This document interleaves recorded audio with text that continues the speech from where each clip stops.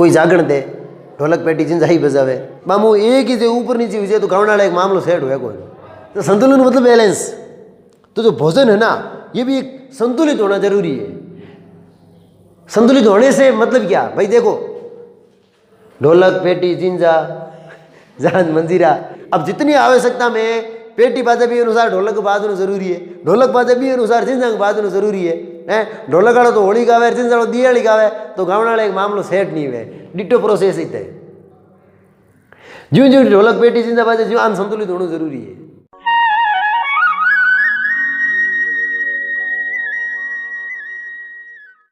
Hello guys, नमस्कार। स्वागत आपका एक बार फिर से आपके अपने YouTube चैनल पर। हाजिर हैं हम आप लोगों की सेवा में नई वीडियो के साथ।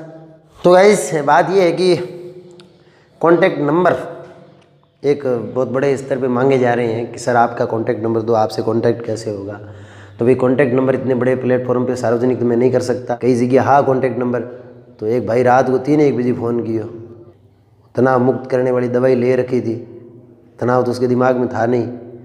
फ़ोन उठाएन गए, मर साहब के बात है उनको रहो नहीं, उनको क्या जवाब दे यार। इसलिए कॉन्टैक्ट नंबर सार्वजनिक नहीं कर सकते। इस टाइप के फ़ोन आ जाते हैं यार, बहुत दिक्कत करते हैं वो। इसलिए मुझे हर बार बोलना पड़ता है कि डिस्क्रिप्शन में इंस्टाग्राम की लिंक दे रखी है, आप आइए उधर मैसेज करिए, जो भी आप सवाल पूछना चाहते हैं आप वहाँ पूछ सकते हैं। और मैं फेसबुक की आईडी भी वहाँ दे दूँगा। और भी सवाल हो तो आप फेसबुक मैसेंजर भी पूछ सकते हैं। एक जो कॉमन सी चीज़ हमेशा कही जा रही है कि सर लाइव आओ लाइव आओ, तो लाइव कुड़ नहीं आना चाहे, सब आना चाहे भाई, सीधी सी बात। सफ़र करने का आपको बोले तो अगले स्कॉर्पियो में फिरना चाहिए, टेम्पोड़े में कुछ फिरना चाहिए। आप टेम्पोड़े में फिरा मजबूरी है, लाइव नहीं कर सकते, नहीं संसाधन नहीं है यार। लाइव करने के लिए कुछ संसाधन चाहिए, उसकी फिलहाल कमी है थोड़ी। आमगन तो एक ही फ़ोन है, इंगे लार लो कैमरो ठीक ढंगू काम करे, धगलो तो काम नहीं करे।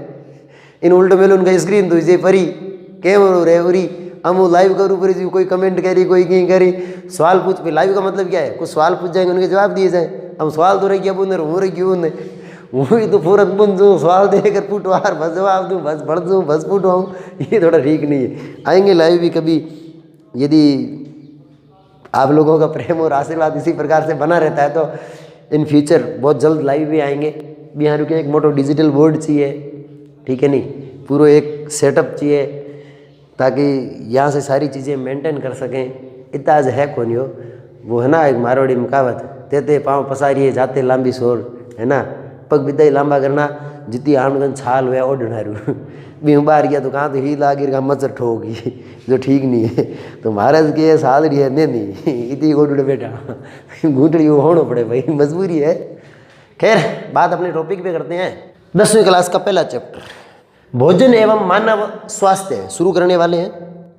भोजन जो है ना ये सजीव की पहली आवश्यकता है। कोई भी सजीव है, पेड़ पौधे कहो चाहे वो जंतु कहो, भोजन सबके लिए जरूरी है। क्यों जरूरी है? क्योंकि सजीव है तो जैविक क्रियाएं होगी, सीधी सी बात है। और जैविक क्रियाएं होगी उनके लिए ऊर्जा चाहिए, और ऊर्जा प्राप्त करने का केवल और केवल एक ही तरीका है। तो जो भोजन है ये अपने शरीर को ऊर्जा देने के लिए जरूरी है। अब ऊर्जा कहाँ चाहिए? ऊर्जा हर उस प्रक्रिया में चाहिए जो एक जीव के द्वारा की जाती है। श्वसन, उत्सर्जन, पाचन, रक्त परिवहन, जितनी भी संपन्न हो रही है सब में ऊर्जा खर्च होती है।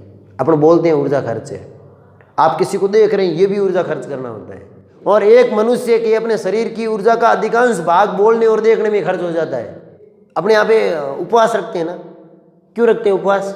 ऐसा कहते हैं उपवास रखने से शरीर जो है वो स्वस्थ रहता है। स्वस्थ क्यों रहता है? क्योंकि पता है अपन बहुत हार्ड खाना खाते हैं, अपन को जितना 24 घंटे में जितनी ऊर्जा चाहिए अपन उससे भी ज़्यादा खाते हैं, जिससे क्या वो ऊर्जा स्टोर होती रहती है।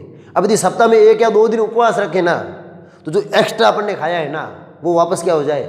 संतुलित। भाई एक दिन अपन भोजन नहीं करेंगे तो अपन को तो ऊर्जा तो चाहिए ही चाहिए। वो ऊर्जा कहाँ से बढ़ेगी? तो जो अतिरिक्त ऊर्जा अपने शरीर में इकट्ठी हुई ग्लाइकोजन के रूप में जो भोजन इकट्ठा हुआ उसका विघटन होगा।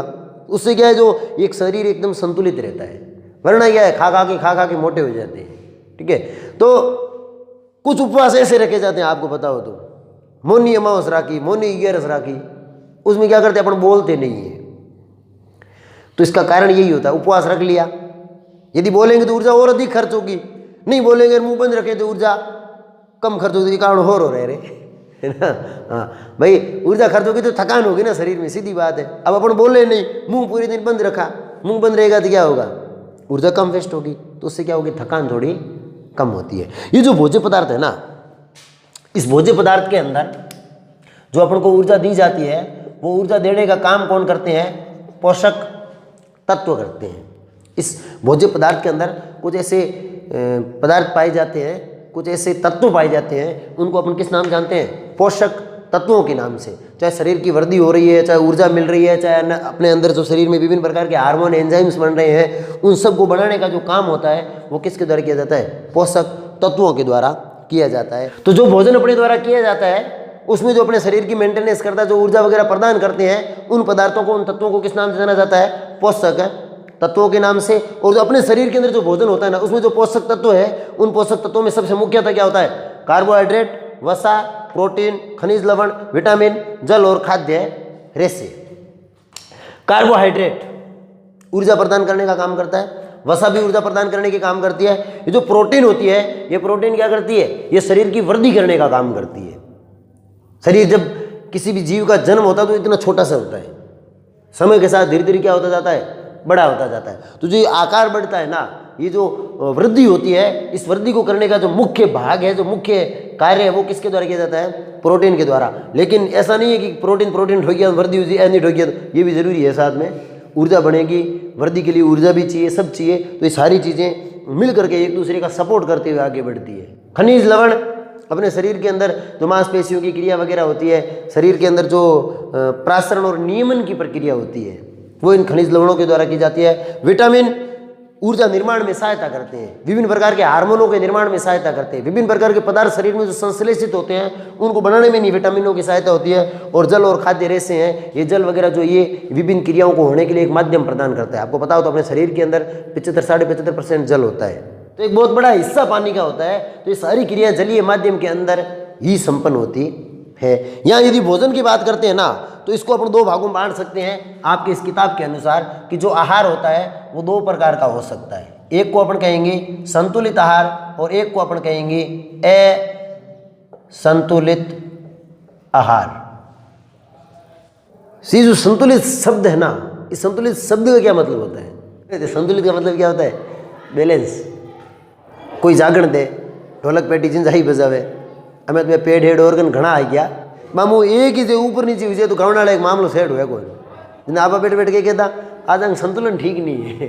ढोलक पेटी जिंजा जहाज मंजीरा, अब जितनी आवश्यकता में पेटी बाजा भी अनुसार ढोलक बाजू जरूरी है, ढोलक बाजा भी अनुसार जिंजा बाजू जरूरी है। ढोलक वालों तो होली गावे, जिंजा वालों दियाली गावे, तो गाँव एक मामलो सेट नहीं हुए।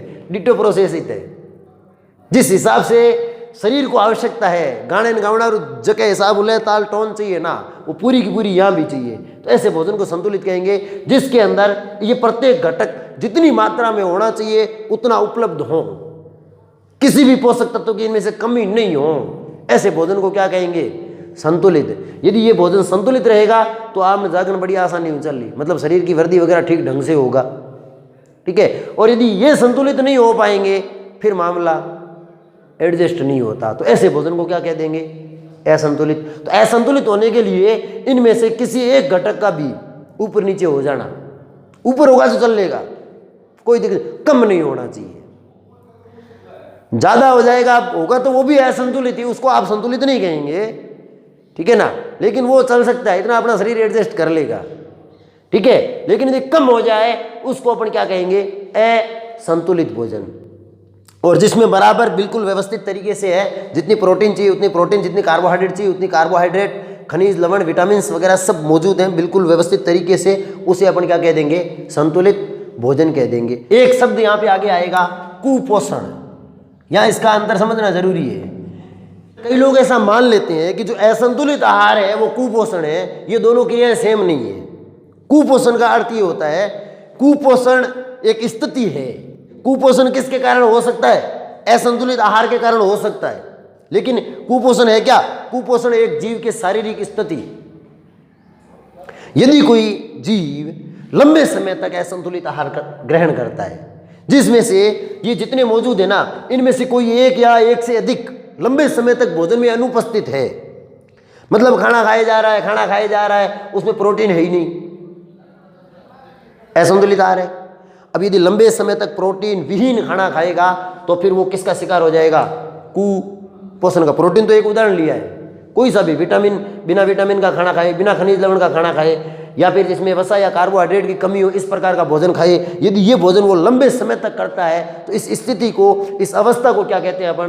कुपोषण कहते हैं। आपने एक बहुत जनरल चीज नोट की होगी कि जिंदगी कोई थकूड़ो या एड़ो मांदो हांदो मिल जाए आप कुपोषण को शिकार हो कि फिर, है ना। तो ये कुपोषण का शिकार कैसे हुआ? एक दिन से नहीं होता है। यदि कोई आदमी एक दिन असंतुलित भोजन खा गया, कुपोषण का शिकार होगा, जरूरी नहीं है।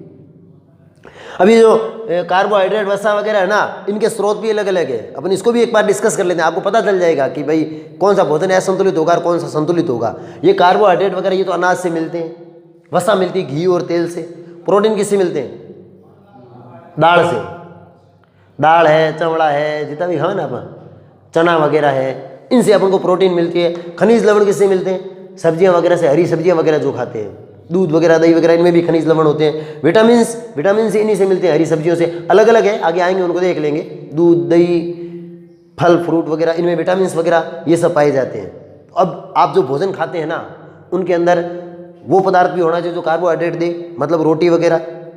वो पदार्थ होना चाहिए वसा दे, मतलब चोप रूढ़ी होनी चाहिए। शेर मारे रोना शेर मारे, हुकी बिल्कुल नहीं चल रहे। प्रोटीन इसीलिए कहते हैं कि भोजन के अंदर कम से कम 1 कटोरी दाल का होना जरूरी है, क्योंकि प्रोटीन दालों से ही मिलती है। खनिज लवण हरी सब्जियों में मिलते हैं, हरी सब्जियां खानी चाहिए। तो आपके भोजन में रोटी है, घी है, दाल है, हरी सब्जी है, तो फिर ये विटामिन वगैरह सब है। बाजार में मिलते हैं ना ये इडली, डोसा, सांभर, पिज्ज़ा, ये सारे किस में आते हैं? संतुलित आहार। इनमें अपना पूरा शरीर ग्रोथ नहीं कर पाएगा, विकास नहीं कर पाता है, इनमें फैट ज़्यादा होती है, बस मोटा उड़ा फिरे। तो ये सब के सब असंतुलित में आते हैं। लेकिन यदि कोई आदमी एक दिन असंतुलित भोजन करेगा तो उससे कुपोषण का शिकार नहीं हो जाएगा। देखो इधर अपने यहाँ पे जो ये कुपोषण है, इसको कितने भागों में बांट रखा है? 3 भागों में। एक विटामिन कुपोषण, विटामिन की कमी से होगा। प्रोटीन की कमी है तो प्रोटीन कुपोषण, और खनिज लवणों की कमी है तो खनिज लवण कुपोषण। सबसे पहला दे रखा है विटामिन कुपोषण। विटामिन कुपोषण के द्वारा शरीर की बाकी सारी क्रियाएं प्रभावित हो सकती है। वृद्धि प्रभावित हो सकती है, श्वसन लेने की दर प्रभावित हो सकती है, ऊर्जा निर्माण की प्रक्रिया प्रभावित हो सकती है, प्रभावित सारे होंगे। तो अब अपने यहाँ पे विटामिन कुपोषण पढ़े उससे पहले आपको विटामिन के बारे में जानकारी लेना जरूरी है। शरीर के अंदर पाए जाने वाले वे सूक्ष्म मात्रिक तत्व, सूक्ष्म मात्रिक मतलब बहुत कम विटामिन जो है वो अपने शरीर में बनते हैं ना, या अपन बाहर से ग्रहण करते हैं, इनकी बहुत ज़्यादा आवश्यकता नहीं होती। बहुत सूक्ष्म मात्रा में पाए जाने वाले एमिनो समूह से जुड़े हुए ऐसे यौगिक हैं जो शरीर के लिए अत्यंत आवश्यक होते हैं। अर्थात इनके अंदर जो एक समूह होगा वो कौन सा होगा? एमिनो समूह। एमिनो समूह कौन सा होता है? NH2 सूक्ष्म मात्रिक तत्व है जिनमें NH2 समूह पाया जाएगा। उनको अपन किस नाम से जानते हैं? विटामिन के नाम से जानते हैं। ये विटामिन है ना, इस विटामिन की खोज एक हॉपकिंस नामक व्यक्ति ने की थी, और इसका नाम किसने दिया था? फंक नामक व्यक्ति ने दिया था। यदि विटामिनों को मुख्य भाग में देखें ना तो इनको 2 भागों में बांटा जा सकता है। एक वो विटामिन है जो जल में विलयशील होते हैं, और दूसरे वो विटामिन है जो किस में घुलते हैं? वसा में। आपने विटामिन के कुछ नाम पढ़े होंगे तो मैं उनको यहाँ पे लिख रहा हूँ। विटामिन बी व सी, केवल 2 विटामिन है जो किस में घुलेंगे? पानी में। बाकी सारे vitamin, vitamin A, vitamin D, vitamin E, vitamin के, ये सारे के सारे किस में घुलते हैं? वसा में। ये कि वो याद कैसे रखें कि कौन किस में घुलता है? तो फैट जिसके शरीर में वसा ज़्यादा जम जाती है ना, वो क्या हो जाता है? मोटा हो जाता है। किसकी तरह दिखता है? गेंडा, है ना। आपको क्या याद रखना है? ADK। फैट क्यों खा रहा है ना? ADK वसा को थोड़ा कम खाया कर ताकि दुबला बदला रहेगा, वरना कैसा दिखेगा? अपन बात करते हैं सबसे पहले विटामिन की, जिसे कहते हैं विटामिन ए। इसका दूसरा नाम है रेटिनोल। ये रेटिना से संबंधित है। रेटिनोल को आप रेटिना से रिलेटेड करके देख सकते हैं। रेटिना अपने आंख के अंदर पाई जाने वाली एक परत जिसके ऊपर विभिन्न प्रकार के वस्तुओं के प्रतिबिंब निर्मित होते हैं, प्रतिबिंब बनते हैं। इसकी कमी से रतौंधी रोग हो जाता है। और इसको अपने जनरल बोलचाल की भाषा में क्या कह देते हैं? रातिंदो वे न केवे रातिंदो वे न ज्यों एक दिन बदन डूगे आम होड़े होड़े फ्यूज उड़ जे, रात को की नहीं दिए, दिन दिन रड़ी दिए। मतलब ये कि यदि आंखों के आसपास का प्रकाश कम हो जाए तो अपन को दिखाई देना क्या हो जाता है? कम। इस स्थिति को अपन क्या देते हैं? रतौंधी। विटामिन ए अपन को किससे मिलता है?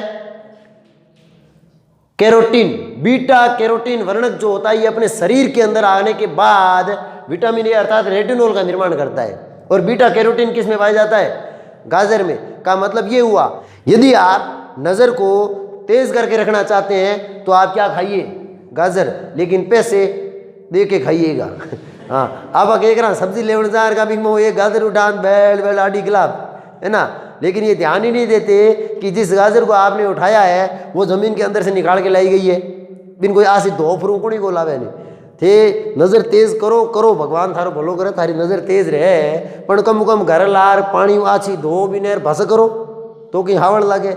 नहीं तो नज़र चेक करने के चक्कर में पेट खराब हुई जी। मैं रेत 1000 प्रकार का भी मैं कीटाणु लागूडान पे गाड़ी वगैरह में भरे नहीं जिन्हें वे उबड़े बगे फिरे इंग में भेजी हगड़ी आपा पूरी पूरी बीच में नज़र चेक करने के चक्कर में मैं हिर गायला। तो इससे क्या होता है? इससे अपना पेट खराब हो सकता है। ये हो गया आपके विटामिन ए। अपन देखते हैं विटामिन सी, नाम है इसका एस्कॉर्बिक अम्ल। तो विटामिन सी की कमी से स्कर्वी रोग होता है। स्कर्वी रोग में क्या होता है? मसूड़ों में खून आता है। मसूड़ा मतलब मोरा, दांत उगड़ा, दांत मसूड़ों के अंदर फंसे हुए ना, इनमें से खून आना शुरू हो जाता है। विटामिन सी होता है ना, नाम इसका क्या दिया? एस्कॉर्बिक अम्ल। अम्ल तो खट्टे होंगे, ठीक है। तो जाहिर सी बात है ये सारे के सारे किसमें पाए जाते हैं? जैसे आंवला विटामिन सी का सबसे बड़ा स्रोत है। आंवला है, नींबू है, संतरा है, इस सिट्रस कुल के जितने भी पौधे हैं उन सब के अंदर विटामिन सी इजीली पाया जाता है। ये एकमात्र ऐसा विटामिन है जो जंतुओं में नहीं पाया जाता है।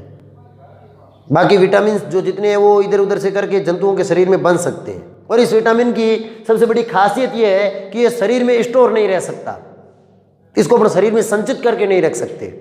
अपने लिया, शरीर में जितना काम आया उतना आ गया, बाकी इसका मूत्र के साथ शरीर से बाहर क्या हो जाता है? उत्सर्जन हो जाता है। नेक्स्ट आता है विटामिन डी, नाम है इसका कैल्सीफेरॉल।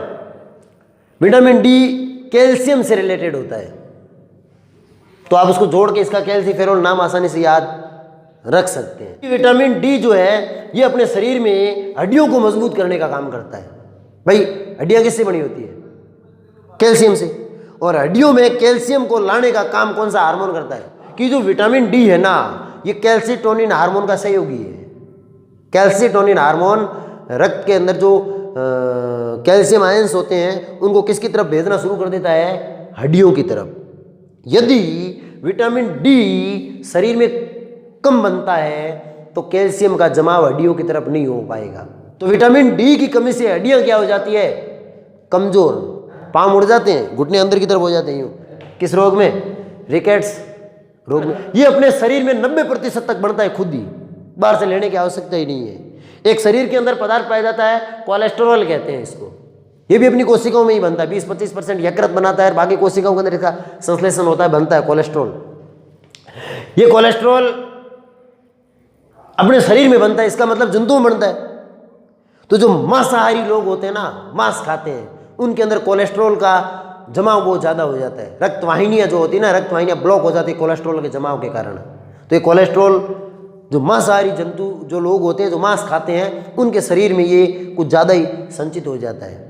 जो शाकाहारी होते हैं, ये भोज्य पदार्थ तो अपने सब्जी वगैरह खाते हैं ना, हरी सब्जियां, फल फ्रूट वगैरह, इनमें कोलेस्ट्रॉल नहीं होता। कोलेस्ट्रॉल ज़्यादा शरीर के हानिकारक है। एक निश्चित लेवल जरूरी है, क्योंकि कोलेस्ट्रॉल से बहुत से प्रकार के अपने हार्मोन्स वगैरह बनते हैं। स्टेरॉइड कहते हैं जिसको, हार्मोन, स्टेरॉइड हार्मोन होते हैं ना, उस कोलेस्ट्रॉल से ही बनते हैं। तो अपने शरीर में इसका होना जरूरी है, जिससे हार्मोन वगैरह बनते हैं। लेकिन आवश्यकता से जब ये अधिक होता है तो ये रक्तवाहिनियों वगैरह में जमना शुरू हो जाता है। इससे क्या बनता है? कैल्सीफेरॉल अर्थात विटामिन डी, इसकी उपस्थिति होनी जरूरी है सूर्य के प्रकाश की उपस्थिति में। मतलब आपको यदि विटामिन डी चाहिए तो आपको कुछ भी खाने की जरूरत नहीं है, आप सूरज भगवान के सामने जाकर खड़े हो जाओ, विटामिन डी ददाती है ना, आएगा, कोई दिक्कत नहीं है भाई। कड़ी होनी हो गए, सूर्य के प्रकाश में हड्डी मजबूत हुए तो कहेंगे दिमाग में आए तो हूँ करूँ लो हेरी कर लूँ, वो पूरे दिन तावड़े ऊपर कालो भटूसी है नहीं, हाँ मजबूत नहीं होगा। मजबूत जितना है एक स्तर होता है उतना ही बनेगा। विटामिन डी एक ऐसा विटामिन है जो किसी भी प्रकार की वनस्पति में नहीं पाया जाता है, केवल और केवल किस में बनता है, जंतुओं में बनता है। B1 B2 B3 vitamin B1 thiamine के नाम से जाना जाता है, विटामिन B2 राइबोफ्लेविन के नाम से जाना जाता है, विटामिन B3 को नियासिन के नाम से जाना जाता है। विटामिन B1 की कमी से बेरी-बेरी रोग होता है। बेरी-बेरी रोग में शरीर की मांसपेशियां और तंत्रिका तंत्र प्रभावित होता है। मांसपेशियां कमजोर हो जाती है, इनकी क्रियाशीलता घट जाती है और तंत्रिका तंत्र है वो कमजोर होता है, हृदय की धड़कन घट जाती है, मतलब कंपकंपी टाइप की स्थिति, चक्कर वगैरह आने की स्थिति, इस टाइप की स्थिति उत्पन्न हो जाती है। किस स्थिति में, बेरी रोग के कारण। नेक्स्ट है B2 राइबोफ्लेविन, या इसको कहते हैं राइबोफ्लेविनोसिस। राइबोफ्लेविनोसिस में क्या होता है, होठ फट जाते हैं। बहुत से लोगों का आपने देखा होगा ये बीमारी चलती है कि होठ फटे हुए रहते हैं, सर्दी गर्मी मौसम कैसा भी हो होठ फट जाते हैं। फटने का मतलब है नहीं आमने ही अड़ेगा फट पे नहीं, पूरा लीका आज आडा खून पड़े मुँह, और यहाँ से ये फट जाते हैं, ये क्या कहते हैं होठों के किनारे ये फट जाते हैं, ये फट जाते हैं, त्वचा फट जाती है। और यदि बात करते हैं विटामिन B3, इसे कहते हैं नियासिन। इसके द्वारा कौन सा रोग होता है, पेलाग्रा रोग। इसमें भी त्वचा फट जाती है, इसकी कमी से जो त्वचा है इसके ऊपर चकत्ते बन जाते हैं, सल्क टाइप होते हैं ना। सल्क देखा आपने, मछली देखी होगी, मगरमच्छ देखा होगा, उनके शरीर पे ऐसे वो यूं यूं यूं कुड़े रहते हैं, तो अपनी त्वचा भी ऐसे हो गए ऊपर से जो इसकी सतह वो सूखी हो जाती है, रूखी पड़ जाती है। किसकी कमी से, विटामिन B3 या नियासिन की कमी से। तो ये हो गया आपके विटामिन कुपोषण कंप्लीट। नेक्स्ट अपना आता है प्रोटीन कुपोषण। भाई जाहिर सी बात है, प्रोटीन शरीर की वृद्धि करेगा, और यदि लंबे समय तक प्रोटीन भोजन में नहीं रहा तो इस स्थिति को अपन क्या कहेंगे, प्रोटीन कुपोषण। प्रोटीन कुपोषण होगा तो शरीर की क्या रुकेगी, वृद्धि रुकेगी, सीधी सीधी बात है। यदि केवल प्रोटीन ही कम है तो उसको तो अपन कहेंगे रोग की स्थिति को क्वासियोरकोर। क्वासियोरकोर में क्या होगा, पेट हो जाता बड़ा, त्वचा बढ़ जाती है पतली, और ऊपर से एकदम काले काले क्या बन जाते हैं, पूरे ऐसे धब्बे बन जाते हैं, और शरीर विकसित नहीं होगा, हाथ पांव एकदम से ऐसे दुबले दुबले पतले पतले रहेंगे। क्या कहलाएगा, क्वासियोरकोर। भाई जाहिर सी बात है, हाथ पांव दुबले तो रहना ही है, हाइट नहीं बढ़ेगी, क्योंकि प्रोटीन की कमी है, तो प्रोटीन की कमी से तो शरीर की वृद्धि रुकेगी ना, तो क्वासियोरकोर हो गया। मेरस्मस, ये इसका दूसरा रोग है। इसमें क्या होता है, यदि प्रोटीन के साथ साथ ऊर्जादायक पदार्थ को भी कमी रहती लंबे समय तक, मतलब जो कार्बोहाइड्रेट वगैरह जो भोजन को ऊर्जा देने का काम करते हैं वो भी यदि नहीं मिले तो उससे क्या कहते हैं, मेरस्मस कहते हैं। इसमें क्या होता है, इसमें शरीर पूरा कंकाल टाइप हो जाता है, केवल हड्डियां दिखती है, कंधे एक जाली हिरकी हुई या चामड़ी, ठीक है, और हार्ट का पूरा अलग अलग दी। प्रोटीन कुपोषण कंप्लीट। खनिज कुपोषण का मतलब भोज्य पदार्थों में यदि खनिज पदार्थों की, खनिज लवणों की ज़्यादा लगातार लंबे समय तक कमी रहती है तो इस स्थिति को खनिज कुपोषण कहेंगे। और खनिजों में जो मुख्य खनिज हैं जिनकी शरीर के अंदर बहुत ज़्यादा महत्वपूर्ण भूमिका होती है, sodium, potassium, calcium, phosphorus, iron और आयोडीन। सोडियम और पोटेशियम दोनों एक क्रिया संपन्न करते हैं अपने शरीर में, जिसको सोडियम पोटेशियम पंप के नाम से जाना जाता है। ये सोडियम पोटेशियम पंप क्या करता है, ये अपने शरीर की जो मांसपेशियां होती है ना, इनकी क्रियाशीलता को नियंत्रित करता है। अपन हाथ पांव चलाते हैं, अपनी मांसपेशियां संकुचित होती है, फैलती है, ठीक है। इसमें कौन सा जो आयंस की महत्वपूर्ण भूमिका होती है, वो सोडियम और पोटेशियम की। इसके अलावा अपने शरीर में जो तंत्रिका तंत्र है ना, इसमें जैसे दिमाग है, दिमाग विभिन्न सूचनाओं को शरीर के अंगों तक भेजता है, शरीर के अंग वापस उन सूचनाओं को ग्रहण करके कहाँ तक लाते हैं, दिमाग तक। ये सारी सूचनाएं अपने शरीर में करंट के रूप में चलती है, तंत्रिकीय आवेग कहते हैं उसको। तो ये तंत्रिकीय आवेग निर्मित करने में सबसे अधिक भूमिका किसकी होती है, सोडियम पोटेशियम पंप। मिलेगा किसमें, सोडियम है, पोटेशियम है, ये तो लगभग सब में मिलता है, सभी भोज्य पदार्थों में, सभी भोज्य पदार्थों में मिलेगा। और सोडियम है ये NaCl में मिलेगा, NaCl बोले तो नमक, और मछली खा लो उसमें मिल जाएगा, अंडा खा लो इसमें मिल जाएगा। इसकी कमी से क्या रोग हो जाएगा, अभी बताया था आपको। इसका काम क्या है, मांसपेशियों की क्रियाशीलता बढ़ाना, तंत्रिकीय आवेग जो होते हैं उसको संचरित करना। अब यदि ये सोडियम और पोटेशियम दोनों का काम आप साथ में ही देख लो, यदि इन दोनों की कमी हो जाएगी ना तो तंत्रिका कोशिकाओं की क्रियाविधि प्रभावित होगी, तंत्रिकीय आवेग स्थानांतरित होंगे, वो प्रभावित होंगे, और शरीर की जो मांसपेशियों की क्रियाशीलता है वो भी प्रभावित होगी। उसके बाद क्या आता है, कैल्शियम। इसका तो काम क्या है कैल्शियम का, हड्डियों का निर्माण करना, हड्डियों में पाया जाता है। कैल्शियम हड्डियों को मजबूती प्रदान करता है। पीछे अपन पढ़ते आ रहे हैं कैल्सिटोनिन, पैराथार्मोन, अभी अपन ने पीछे पढ़ा था विटामिन डी, ये सारे के सारे मिल करके किसकी निगरानी करते हैं, कैल्शियम की। जाहिर सी बात है यदि कैल्शियम अधिक होगा तो हड्डियाँ मजबूत होगी, हड्डियाँ मजबूत करने के साथ साथ ये इनकी क्रियाशीलता को भी नियंत्रित करता है। मांसपेशियाँ जो अपनी कार्य करती है उनको भी कैल्शियम जो है मौजूद रहता है। ये सबसे अधिक किस में पाया जाता है, दुग्ध में। दुग्ध के अतिरिक्त हरी सब्जियां, हरी सब्जियों में सारे ही होते हैं, आप लिख सकते हो। आपको लिखना है कि ये खनिज पदार्थ किस में पाए जाते हैं, तो आप एक सोडियम को छोड़ दो, बाकी सब में लिख सकते हो हरी सब्जी हरी सब्जी हरी सब्जी, ये सब पाए जाते हैं। हरी सब्जी का मतलब इसमें फल फ्रूट भी आ जाते हैं। तो कैल्शियम का सबसे बड़ा स्रोत क्या हो गया, दूध, सब्जियों में।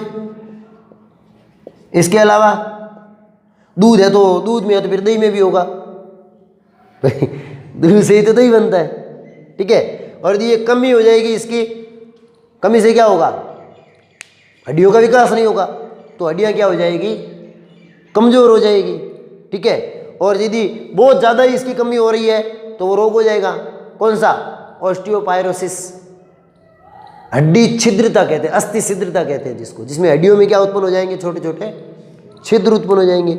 ये किसका हो गया, कैल्शियम का। तो नेक्स्ट आता है फास्फोरस, ये भी किस में रहेगा, दूध लिख दो, हरी सब्जियां लिख दो, मछलियां खा लो, उन सब में क्या पाया जाएगा, फास्फोरस। और फास्फोरस क्या करता है, कैल्शियम फॉस्फेट के रूप में हड्डियों में पाया जाता है। अपना जो ये दांत है, दांत के ऊपर जो कठोर आवरण पाया जाता है जिसे क्या कहते हैं, इनेमल, है ना, इसका निर्माण भी ये फास्फोरस जो है वो किसके साथ मिलकर करता है, कैल्शियम के साथ मिलकर करता है। तो यदि ये कम हो गया तो क्या होगा, हड्डियाँ कमजोर होगी, सीधी सी बात है, हड्डियों का निर्माण करेगा, हड्डियों को तो कमजोर होना ही पड़ेगा। नेक्स्ट क्या आता है, आयरन। आयरन भी हरी सब्जियों में होगा, बाजरा, ठीक है, और पालक वगैरह है ना, पालक जो है वो इस आयरन का सबसे बड़ा स्रोत माना जाता है। काम क्या है शरीर के अंदर, रक्त के अंदर आपको पता हो तो हीमोग्लोबिन पाया जाता है, वहाँ पे लोह हिम भाग कहलाता है, हीमोग्लोबिन है ना, हीमोग्लोबिन। तो ये जो आयरन है, ये आयरन हीमोग्लोबिन का निर्माण करता है। हीमोग्लोबिन किस में पाया जाता है, रक्त में पाया जाता है। तो ये रक्त को निर्मित करने का सबसे बड़ा कारक हो गया। यदि शरीर के अंदर इस आयरन की कमी हो जाए तो जाहिर सी बात है हीमोग्लोबिन कम बनेगा। हीमोग्लोबिन कम बनेगा, इसे कहते हैं रक्त अल्पता। रक्त अल्पता के नाम से जाना जाता है, जिसमें रक्त की क्या हो गई है, कमी। या रक्त की कमी का मतलब हीमोग्लोबिन की कमी होना होता है, ठीक है। तो रक्त अल्पता या एनीमिया के नाम से जाना जाता है इस स्थिति को। नेक्स्ट आता है आयोडीन, इसको अपन पहले पढ़ चुके हैं, कहाँ पढ़ा था, थायराइड ग्रंथि पढ़ी उस समय। ये भी हरी सब्जियों में होगा, बाजरे में होगा, नमक खा लो उसमें होगा, आयोडीन युक्त नमक। खाली नमक है तो सोडियम क्लोराइड मिली खाली, आयोडीन युक्त नमक होना चाहिए, टाटा वाला, उसमें उपस्थित होगा। और यदि ये आयोडीन नहीं बढ़े शरीर में, यानी कि आयोडीन की कमी हो जाए तो क्या होगा, गलगंड रोग हो जाएगा।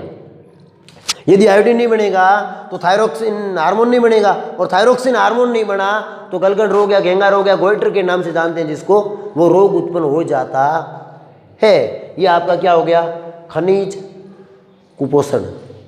तो आज के इस लेसन के लिए इतना ही पर्याप्त है। मिलेंगे अपन एक नए लेसन में, एक नई वीडियो के साथ। तब तक आप अपना सपोर्ट, समर्थन और प्यार हमारे प्रति जैसा आप दे रहे हैं बिल्कुल उसको बना के रखिएगा। बहुत बहुत धन्यवाद।